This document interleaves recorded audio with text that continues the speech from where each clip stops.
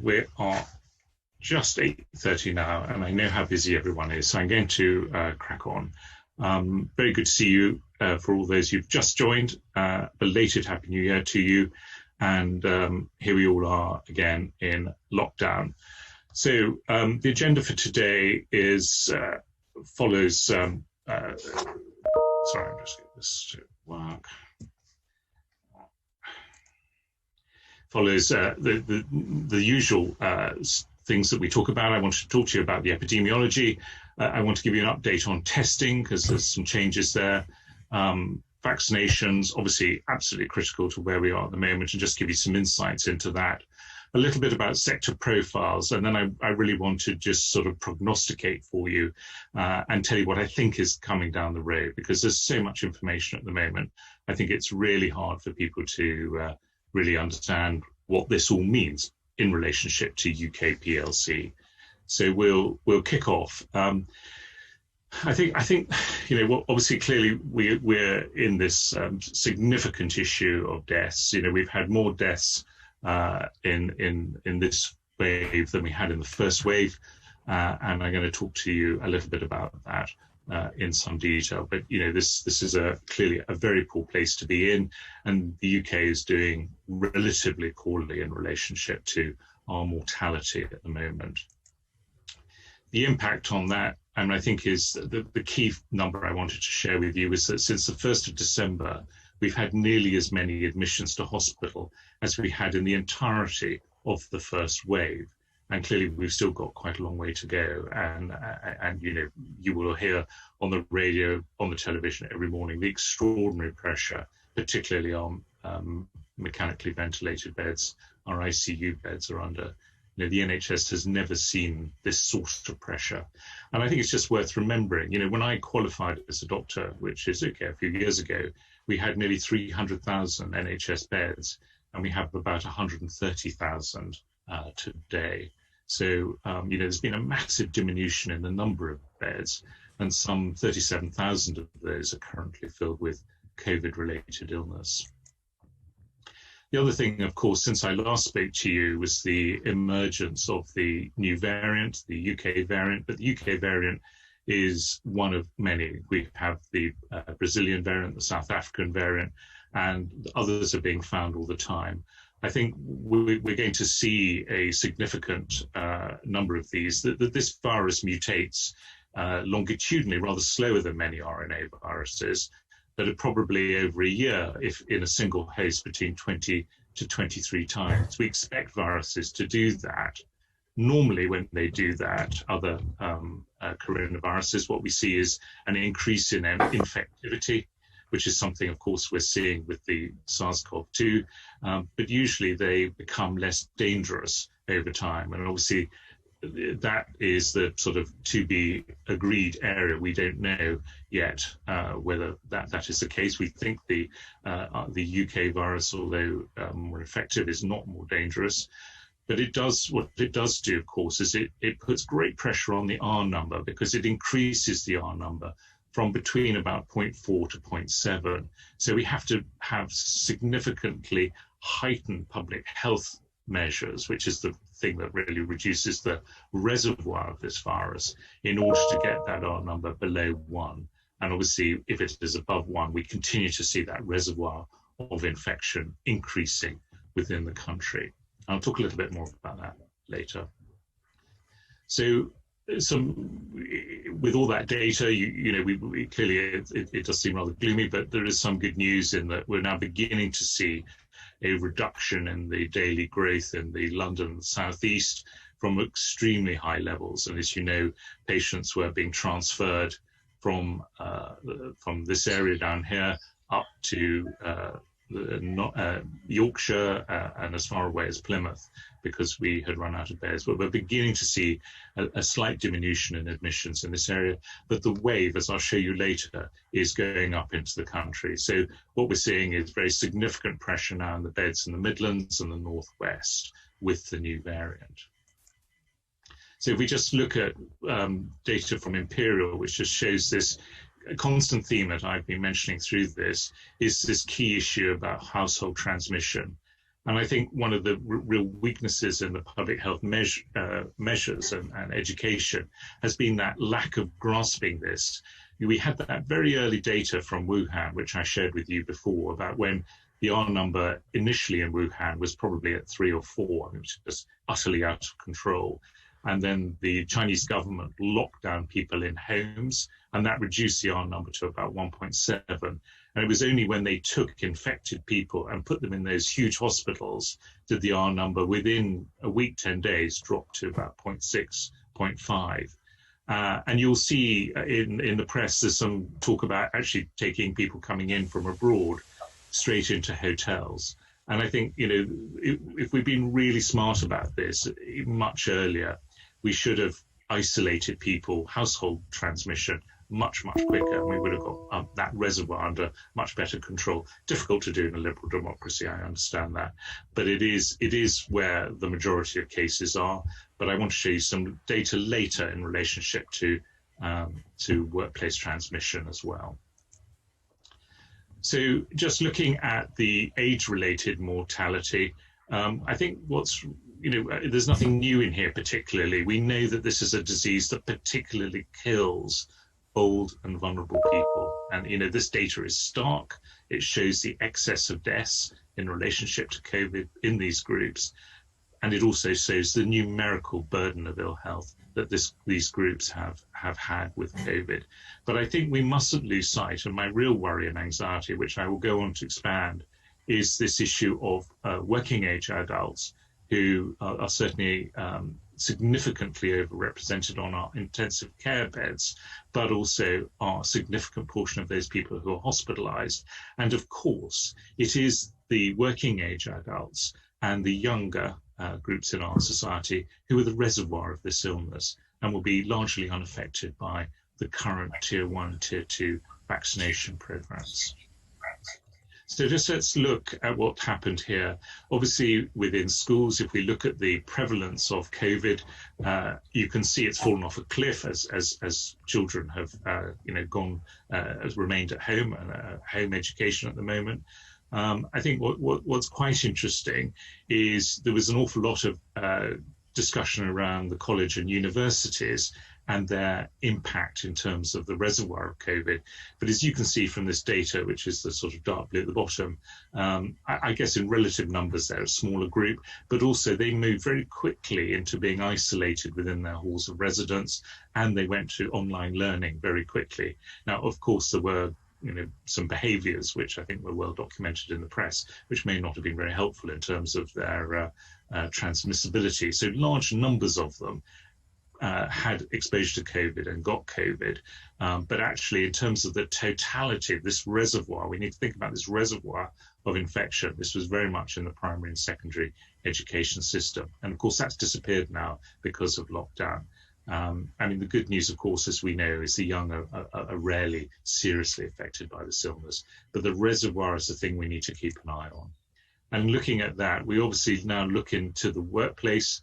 And you can see that after Christmas and before Christmas, when the significant numbers of people weren't going back into the work, employers, particularly the big motor manufacturers, due to the Brexit effect and lack of and concerns about their supply chains, closed down. And there were extended periods where organizations looked to do engineering works and other things.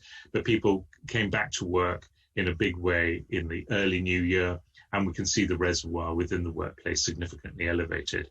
I think the other thing to say is you probably saw in the press the health and safety executive are now doing tens of thousands of workplace visits looking at COVID security. And although they're not prosecuting yet in any significant numbers, the workplace is clearly a significant focus for everybody now, particularly as education has largely been taken out. So if we were looking at the two areas, we've obviously got now, eventually the government has got on top of the immigration issues that pertain to COVID, in that everybody has to be tested and isolated. We've got schools closed, so the reservoir there has gone. We will continue to have significant household transmission. And of course, the workplace will now come into the fore. And I think there's a change in mood music. I'm very much seeing this now, where the unions and others are beginning to flex their concerns and worries about workplace transmission. And I think the data here would show that that is based on some fact in terms of the prevalence of the virus, and increasingly our concerns about long COVID affecting working age adults. And we'll talk about that in some detail. The other just point on this, of course, with lockdown, I've gone to the next slide, the typical viruses that we see, seasonal flu and the coughs and colds and other respiratory viruses, which can be very material in terms of mortality in the elderly, are really not there because of lockdown. Who do you know who's had a cold? Because we're not seeing anybody, we're not getting the usual 2 or 3 colds and things that we have every year. And seasonal flu is significantly reduced, and that can kill in its own right between 10 and 25,000 people through a normal winter. I'm not going to spend much time on this data. You know it all. You see it every night on your television screens. I mean, the good news is we've gone from 70,000 positive tests down to about 42 this morning when I looked on the PHE website. We're doing vastly more testing, so obviously that prevalence and accuracy is available for us. The R number is, I can hear a little bit of echo. I don't know whether anybody's got, could just make sure they're muted. The R number is probably a little bit low. This data was from about 5 or 6 days ago. We're probably around 1 now, and that takes into account, and it does vary a little across the regions. Scotland's rather lower, but the R number is probably one or less now, and that is taking into consideration the new variant, which of course has that higher infectivity. So this is a difficult slide to read. This is, and we'll send you a copy of these slides afterwards, of course. This just shows our international comparison with our major peers in Europe. I think the thing to say is the number of mechanically ventilated beds or ICU beds that we've got in the UK per 100,000 of population is significantly lower than in France and Germany and other comparable economies. So that is the sort of ball data, hopefully simplified and clarified. I think the thing just to say though is that this the deaths that we've had is lower than the first wave, and there are a number of reasons for that. One is that we know how better to treat patients. 2, the people getting into ICU are far better triaged. So, and we'll come on, this is really important in terms of what I think all this means going forward.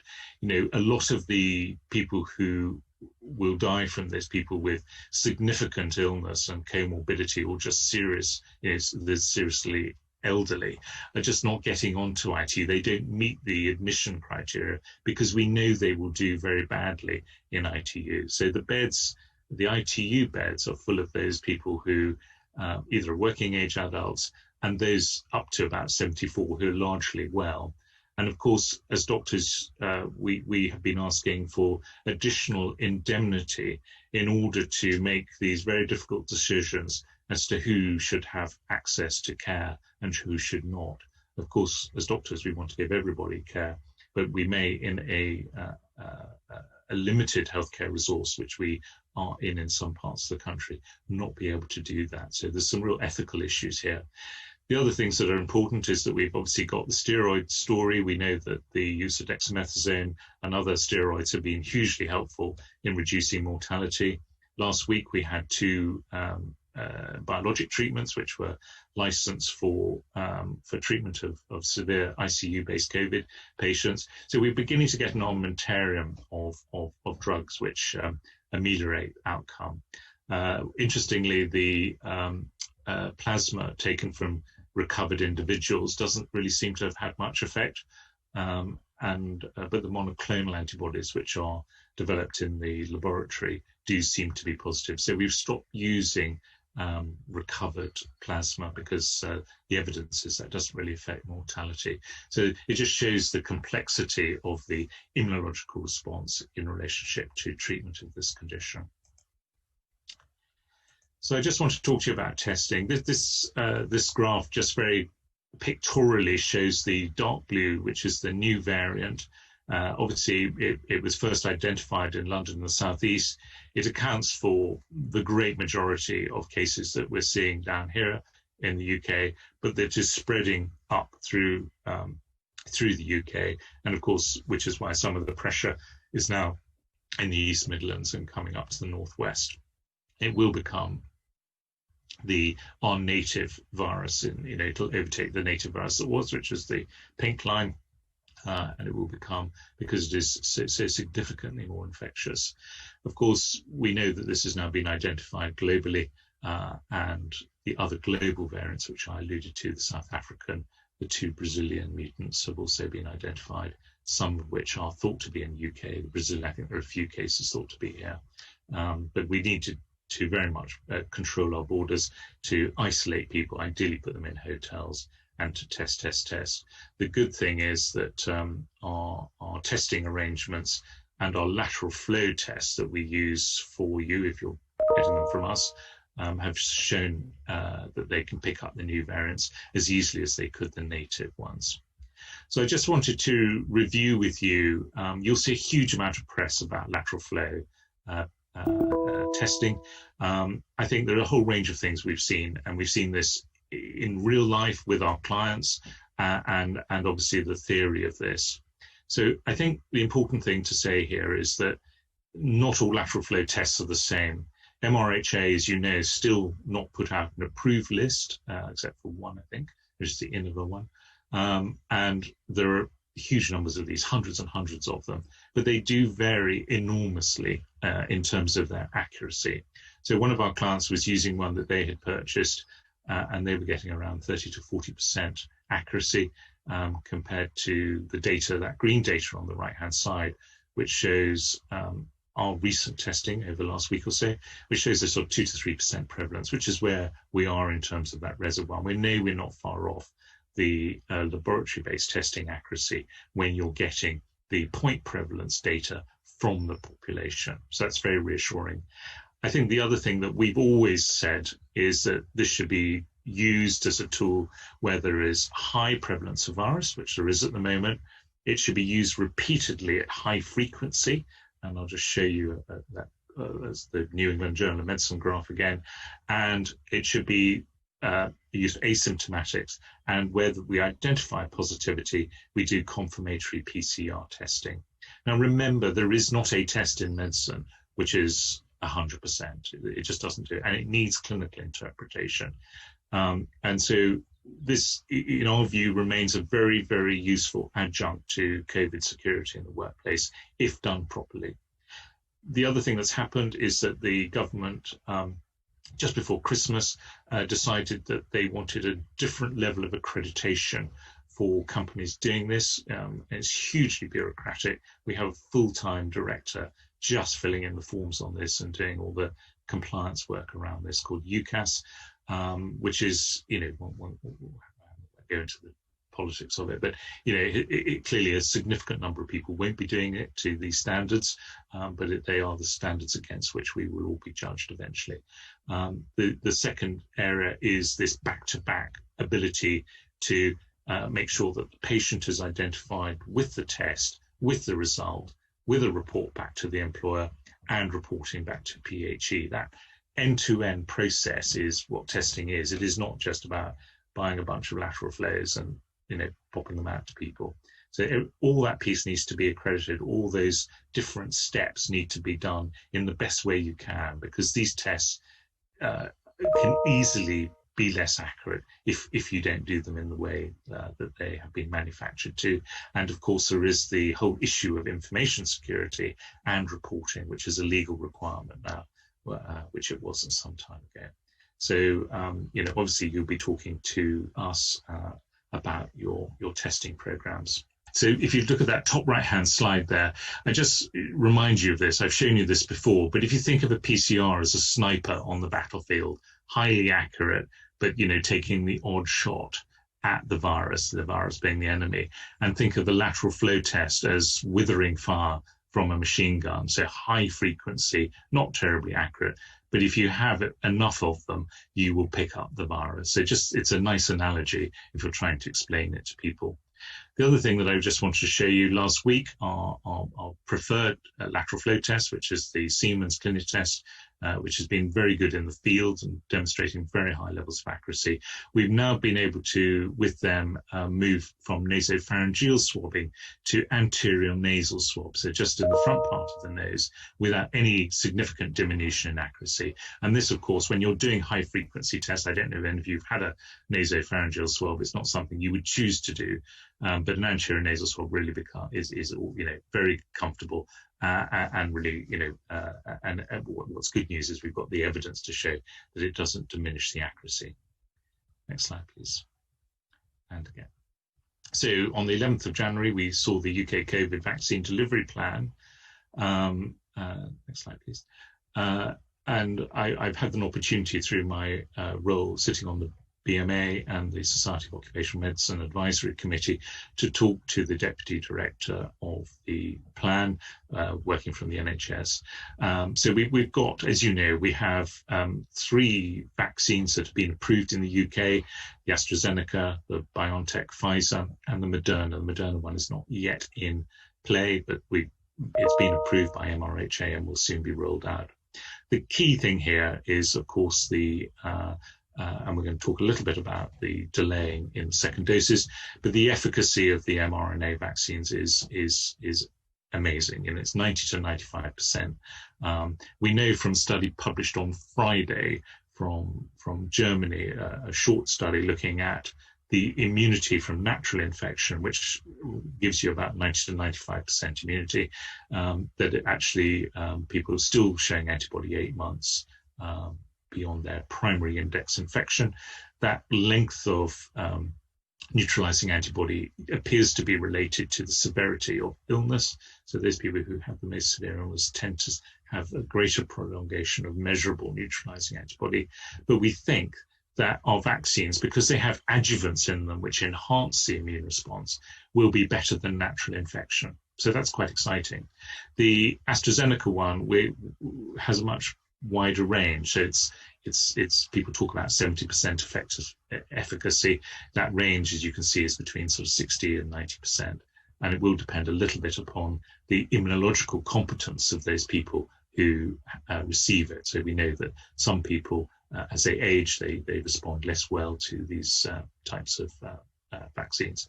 And of course, as you know, JCVI have reduce the frequency of the time between the first and second dose, and I'll talk to you about that in just a minute.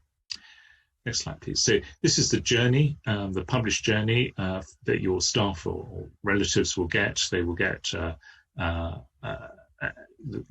tiering. We've got JCVI tiering now of who gets the vaccine first and when. They'll get a letter, they will come in, they will be checked, they get a pre-vaccination consent form, they get their vaccination, they'll hang around for about 15 minutes to make sure they've got no immediate ill effects, and go away with a card which will have the date of their second vaccine, often, but certainly have what vaccine they've had and the batch number on it. So everybody goes away with a small card.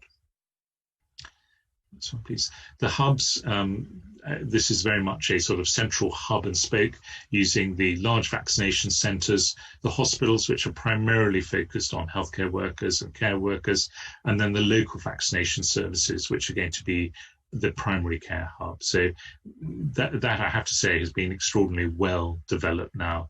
I think obviously there are regional differences. London and South East appear not to have got quite so many of that first tier vaccinated as other places, but there will be catch up quite quickly. So if you just look, I think, one of the things that has been amazing is that the UK is so far ahead of anywhere else in the world in terms of that delivery, which is excellent. And I think we all were very concerned when the government decided to opt out of the EU procurement of vaccines. But I think because we had the AstraZeneca one being manufactured on our home soil, and it was using technology that we've used for many years in terms of normal vaccinations, there was a degree of confidence from the virologists that this would come through and allow us first dibs at it. And that appears to have been a really good move. And there we are, just in terms of our local neighbours, which shows the significant levels of vaccination we've done already. So to get through tier 1, we need to vaccinate 15.8 million. And the reason that we need to do this is to stop deaths really from this virus. That first 15 million are the most vulnerable people through age and comorbidity. And those are the people who very sadly are losing their lives to COVID. We believe that we have sufficient vaccine to do that now and in the pipeline by the timelines that have been advised by Boris and et al. So here we are. I just wanted to show you this pictorially because I think it's easier to see. As of yesterday, we were just over 4 million. You can see where we started from, a sort of zero base, and we've got to head up to 2 million a week. Now, whether we get to 2 million or not, but if we say we just get to 1 million a week, then in fact it'll be mid-March before we've done that first 15 million. If we then look at the other priority groups, which is 32 million on those, you can see where that would take us. If we're sitting at 1 million doses a week, I think it will get more than that. It's going to be somewhere around July, but I think it'll be earlier than that. And then finally, if you look at the population we need to have herd immunity, i.e. to deal with that reservoir and to significantly change the way we live and work, we're looking towards the end of the year on the basis of 1 million. But I think we're going to do better than that. My estimation is we're going to be August, September before we have covered the 53 million. But I think we've got a long way to go, obviously, because we're only in January. And also, what worries me slightly is the pressures of society to get this done quickly. They want this all opened up. And I think the real mismatch here is people think that once the vulnerable are immunized, we can all let go and go crazy. And I just want to show you why I don't think that will happen.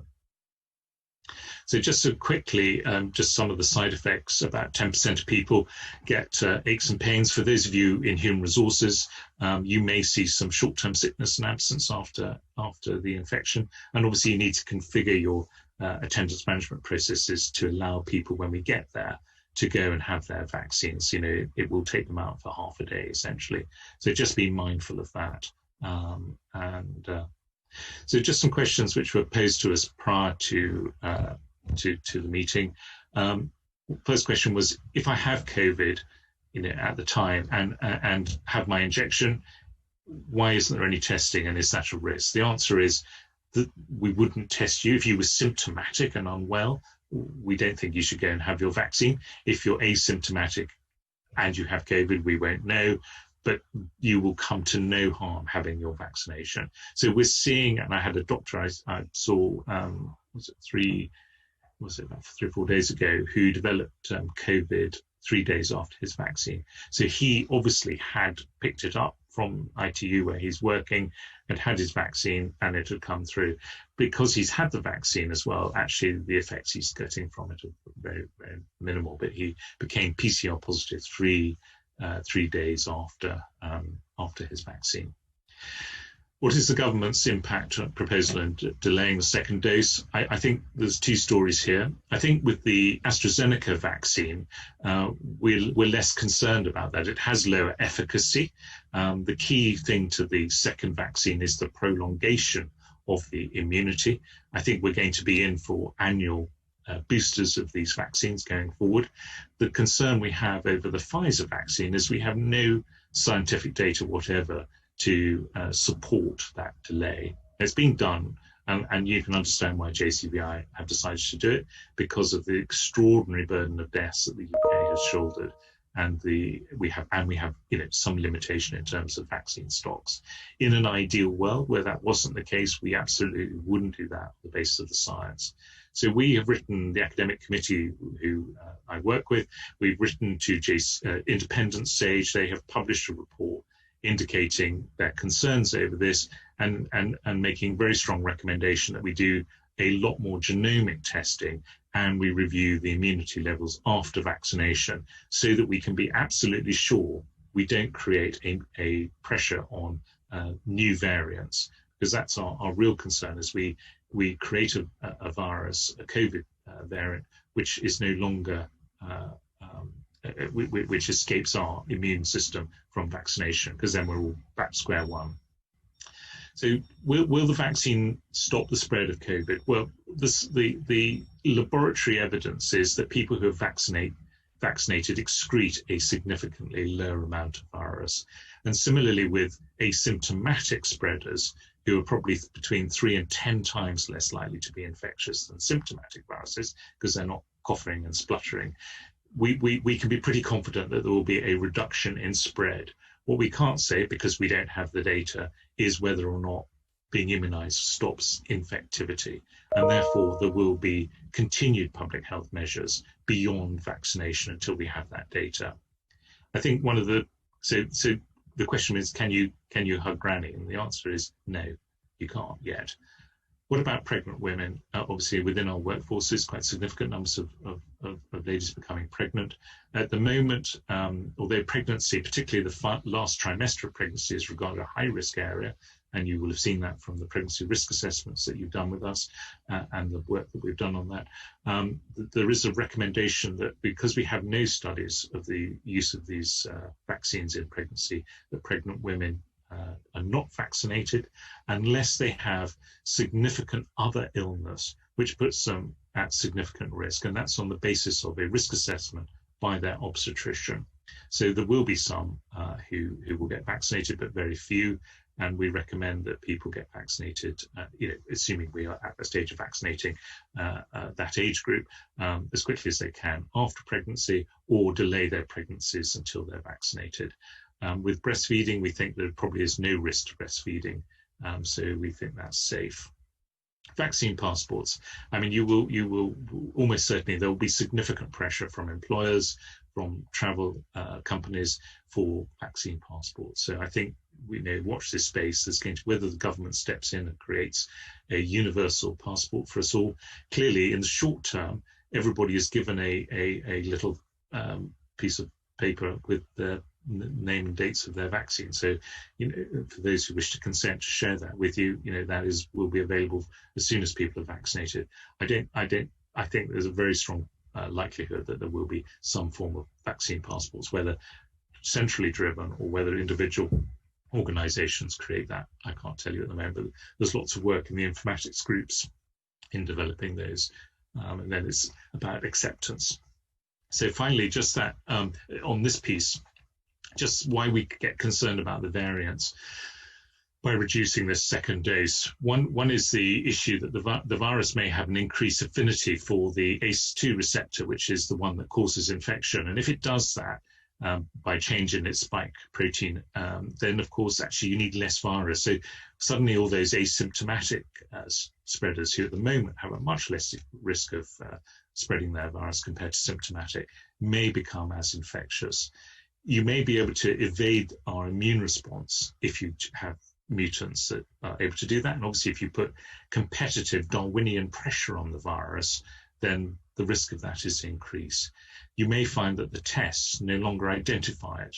At the moment, that isn't a problem. We can identify it. We've got good genomic testing, which allows us to do that. Some of the monoclonal antibodies that we're using in treatment may no longer work in these areas.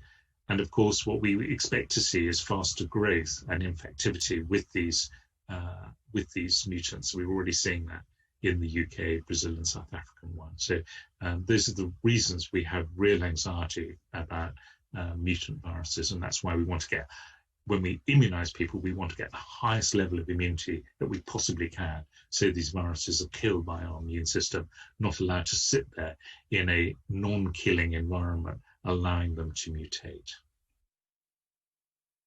So I think this is, of all the slides that I'm going to show you, this is the one that, sorry, you need to wake up and re-listen to. So, because this is the key to the future planning, I think. So if you look at that top bar, this shows the population of the UK by age. And as you can see, the majority of people are under 65 in the UK. If you look at the confirmed number of COVID cases, the majority of that reservoir are in the under 65s. Okay, there's young as well, but working age adults significantly contribute to that. And of course, we totally understand that, because the elderly and those who are extremely vulnerable have either been shielding because they've been told to, or because of natural concern and reduced social contact that the elderly have because they're not working. And if you're a casual worker, you have something like 25 contacts per day. If you're a retired person, you may have one or two. So very, very significant levels of social contact, and it's contact that is the reason this virus gets infected. If you look at the hospital admissions, then obviously that's significantly skewed to that older age group.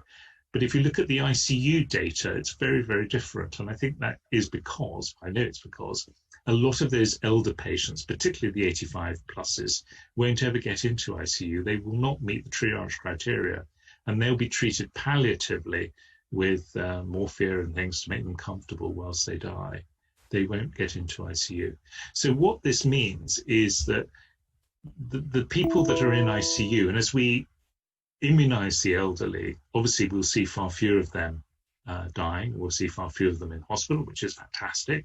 But those ICU admissions will diminish much, much less slowly. They will continue to be filled up with working age adults and people with vulnerabilities, whether it's ethnicity vulnerabilities, occupational vulnerabilities, metabolic ones because they're diabetic or because they are obese, and all of that, as well as all the social class inequalities, which we'll talk about.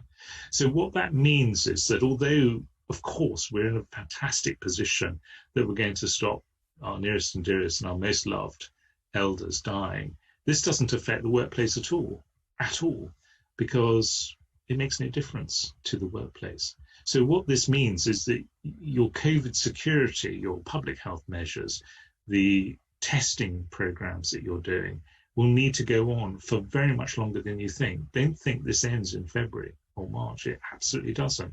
This data categorically shows you that our needs till we get everybody vaccinated, till we get to that 53 million, which is either December or September, until we get there, we will not be changing our workplaces. So it's really important that not only do we, for those of us who have responsibility for that, are aware of that, but also in terms of modeling of your business continuity, your commercials, your finance director needs to understand this sort of stuff, because although in the Western economies we have built resilience in terms of continuing with output, our economy is 8.5%, 9% smaller than it was before COVID, and so for the organizations that are struggling now, they're going to struggle onwards because this is not going away from workplaces. It's a really important slide, that. So sector profile, very briefly, just to wrap up, just to show you kind of what we know.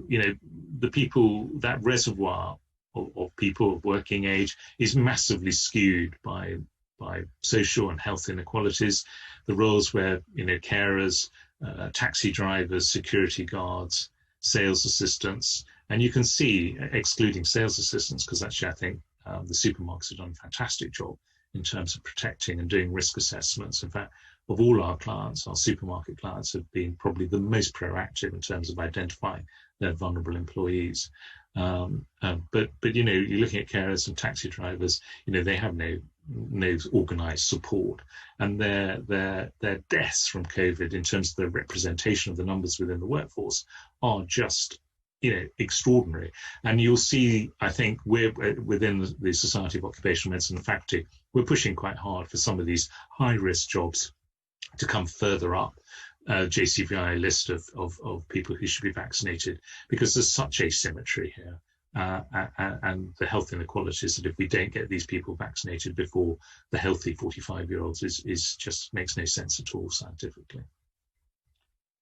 And again, just in broader terms, essentially, this is a disease that kills and maims people of lower social class with greatest health inequalities. So this, alongside the financial amplification of inequality, certainly is doing so in terms of health inequality. So, you know, maybe we've already talked, I know, about mental health. We continue to see an extraordinary explosion of mental health problems. We have one of our senior clinical psychologists on the call today. You know, we've never been busier. We're recruiting. We cannot recruit enough clinical psychologists at the moment to meet our demands. We continue to do so. We are changing our model of care with more fine-tuning of triage so that we can broaden the scope of practitioners, the use of innovative technology to support people's mental health. But this is going to be a major problem for those managing human capital within organizations. You and I are going to be talking endlessly about this for the next 2 to 3 years. It's a major problem, particularly affecting the young. And employment is such a critical thing in terms of reducing problems with mental health, being in good work. And we know what good work looks like. So just a quickie on the vulnerability. For those of you who've been doing COVID risk assessments, I know most of you have, just to remind you that we're on our 10th iteration of that now. Again, as the science has come in, we've had to continually vary the model. So people have moved in and out of that high risk group, clinically extremely vulnerable and clinically vulnerable. The government added 2 more conditions last week, which was the removal of spleens, and it looks as though diabetes de facto is you're going to be in a high group with diabetes now. So there's huge pressure, and actually, interestingly, what we're seeing, people like the charities that on sort of mono-illness charities are now pushing their political agenda by trying to push people with those illnesses higher up the vulnerability. So we need to continue to look at the science, but remember, it isn't a one-off process, that vulnerability assessment. It is a continuum because it's changing the whole time. And the second thing just to say about that, obviously those that are clinically extremely vulnerable are more likely to get their vaccinations before those that aren't, and therefore assuming they get a good immune response, and we have to make that assumption, then the risks of them getting problems once they've been immunized is massively diminished. So they won't go without public health intervention and measures, but they can come back to work with much greater reassurance that they won't get seriously ill with COVID. So that means that we can reintegrate them, because these isolated workers, again, are very, very highly shown in our data in terms of mental health distress, because they've been isolating for months and months and months. Again, the human capital colleagues on this call, you need to think a little bit about how these people come back to work. If they've been out since April, they will have de-skilled, they will have lost their confidence. They almost need to go through a full induction program, rebuilding them back into the business, using the values and other HR processes that you've got.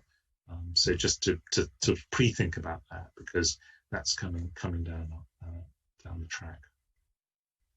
So just in terms of the final 2 slides, just really where I think we're going, there's been a massive shift in the terms of digitization of the way we work. For those that are interested, I act as a CMH at Lloyds Bank. On the 3rd of February, we are doing a big thing about digitization in healthcare, launching a big piece of work done by one of the big consultancies that Lloyds Banking Group has co-funded. So if anybody is interested in digitization in healthcare, then I'm on the panel of that, and that's 3rd of February. If you look at my LinkedIn page, you'll see the invitation for that. So very excited to be doing that. But obviously, as you know, as a client of Health Partners, you have an end-to-end platform. We have basically done no face-to-face work apart from some limited work in relationship to the employers that need to have people on site. We've moved to 90% remote telemedicine model now, with no diminution in terms of quality of care to patients.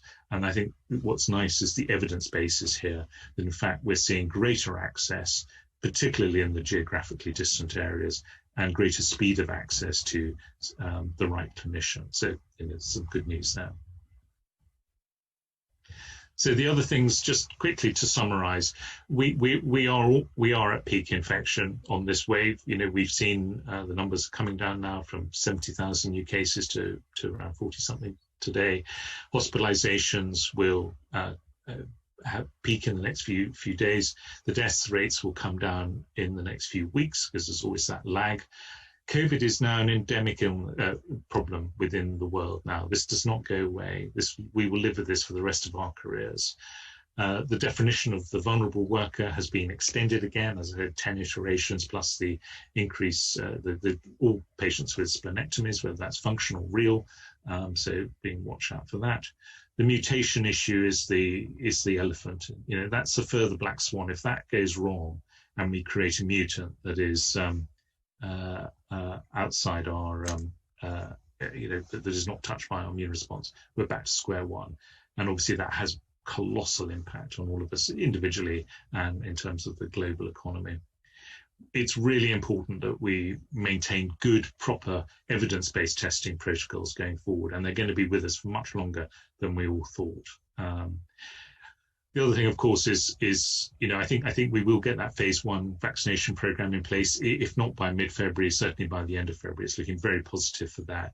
There's much less planning for the other parts of it. The second wave is probably quite well planned. The third wave, much less so. One of the key pleas I made to NHS England was that at some stage, when there is sufficient vaccine, is to allow employers to get hold of this vaccine, and then we can work with you using our own internal risk assessments, both in terms of occupational risk and individual risk, to get those people as quickly as we possibly can vaccinated, and that'll open up your businesses to what looks something much more normal. So anything you can do to follow that mantra would be helpful. I think the other big thing, and I've talked about this before, is the exhaustion of the NHS. You know, the NHS, both the clinicians within it, but also just the resources that are being diverted with COVID, will take years to pick up. And we're already seeing in our consulting rooms, patients waiting hugely long times for investigations, people with very significant illnesses, new cancers and things, getting delays in treatment. And we will see significant impact in terms of work-based attendance, reduced life expectancy, death in service benefits, and ill health retirements. So there'll be a big legacy of issues there. And again, it's one of the reasons strategically why we're pivoting some of our resources to be more treatment focused, with our massive expansion in our musculoskeletal, our virtual workstation assessments, and our mental health team. So to try and pick up the things that cause people to be off sick and get them back rehabilitated back to work. The final points really is just this whole thing about wellness and health promotion, that it must be an utter focus now on reducing COVID risks, this communicable diseases risk. We know exactly what those risks are, and if anybody has any wellness budget at all, it should be utterly focused on that. And you need to be talking to us, you know, in terms of our physiology teams and all the other things, in making sure we've got that as tightly managed as possible over the next 12 months. Be aware of the infodemic, because, you know, that is a big issue in the moment, and we need to look through the science. There are one or two graphs that I've shown you today that are pivotal and prognosticating. They will tell you what the future holds if you see them and understand them.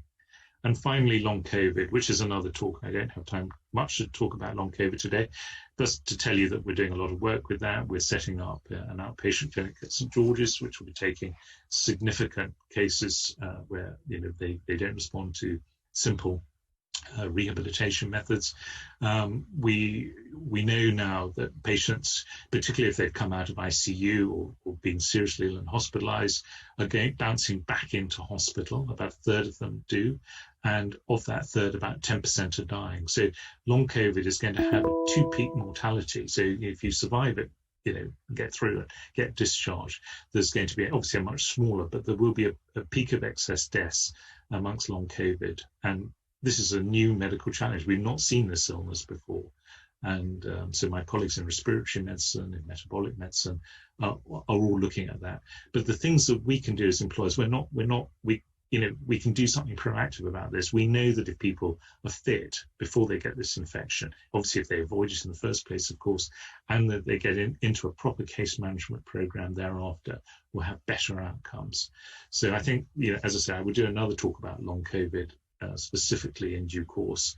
But that's the update for you. I think I've finished on time just. As always, it's a privilege to share our thoughts, and I'm very well supported by my team in terms of bringing these to you. I hope it's been useful, and we walk beside you in partnership to get through this difficult time. But the light is visible now. We just got to hope for no black swan moments and just keep doing what we're doing for longer, and make sure that everybody in our business at the leadership level understand the timelines for this. So thank you very much. Take great care of yourselves, and I look forward to seeing you again soon. Thank you.